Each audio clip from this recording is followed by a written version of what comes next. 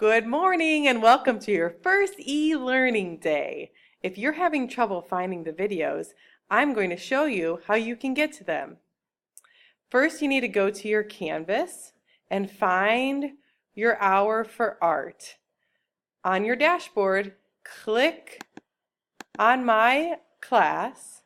Then you're going to go to Modules, scroll all the way down where you see e-learning day. Click on the video. 7th grade, this is History of Origami.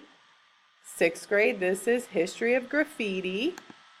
Click on it, and when you click on it, you can also select the letters at the top. Once you select the letters on the top, it'll take you directly to YouTube where you can find your video. Once you've watched the video, you may want to take a few notes. Go back to the e-learning module and you'll find the questions for your video. Click on those questions. Best of luck.